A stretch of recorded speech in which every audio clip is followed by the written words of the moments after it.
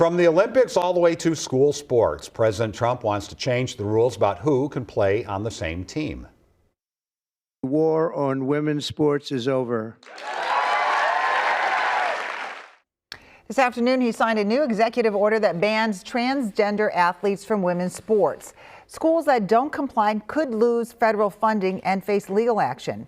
We asked WCCO's Frankie McLister to look into how this move would impact the sports your children play or could impact.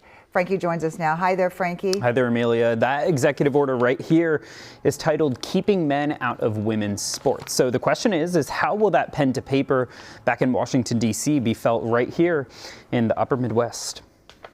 From now on, women's sports will be only for women. President Trump signing the order in a room full of women athletes and young girls on Wednesday.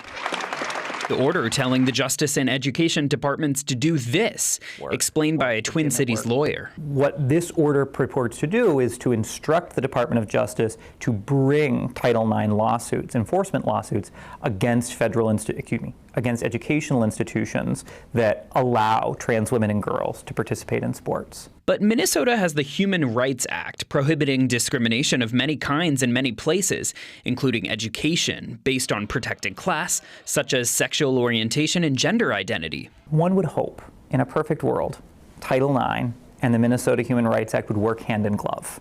Complying with the Trump administration's interpretation and construction of Title IX could leave one in conflict with the Minnesota Human Rights Act and its requirements. Minnesota GOP Senator Carla Nelson saying that Title IX is too often being twisted to deny women and girls equal opportunities in sports. And DFL Representative Lee Finke criticized the order, adding that our state's Human Rights Act doesn't remove trans people from our lived experiences of society. But Boulette says you might see changes if you haven't already. Regardless of whether the president can do this, that many institutions feel as though they have no choice but to comply in advance.